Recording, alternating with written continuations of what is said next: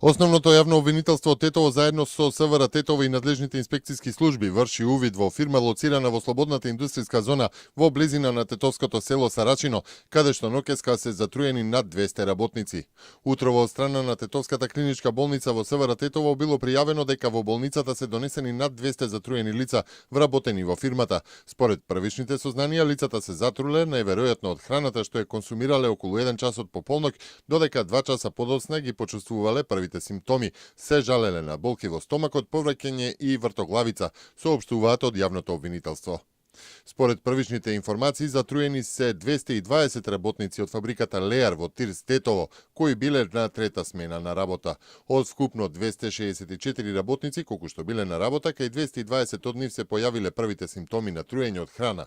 Во клиничката болница во Тетово изминатата ноќ биле примени 183 лица со симптоми на труење.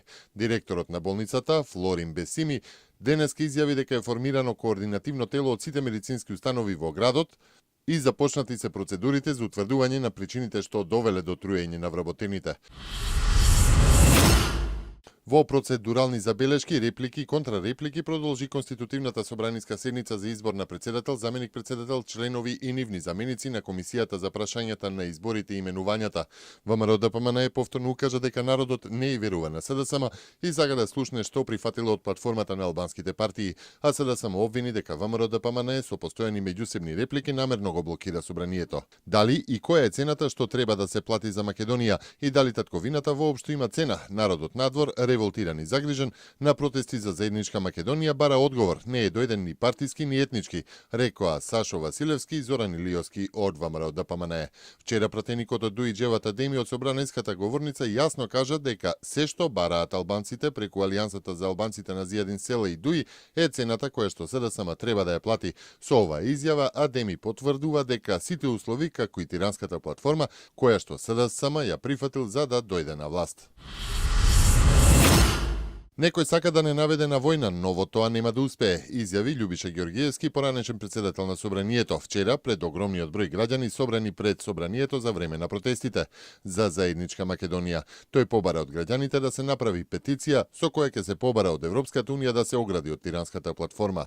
Денеска, 33-тиот ден од протестите, е закажан во исто време и на исто место, 17 часот пред владата на Република Македонија. Еден од организаторите, Борис Дамовски, предупреди дека за денеска се очекува провокации, закачки и слични шарени финти и повика граѓаните да не подлегнуваат на провокациите. Исмејте ги, пратете им љубов и разбирање, тоа повеќе ги боли, напиша Дамовски на својот Facebook профил. Во Србија на полнок почне предизборниот молк со што е забрането каква било изборна пропаганда преку средствата за јавно информирање. Предизборниот молк ќе трае до 2 април до 20 часот, односно до затворањето на избирачките места. Во трката за председател на Србија учествуваат 11 кандидати, а изборните места внедела ќе бидат отворени од 7 до 20 часот. Сегашниот српски премиер Александар Вучич е водечки кандидат на председателските избори во Србија, со тоа што ужива поддршка на 54,3% од избирачите, покажуваат последните анкети.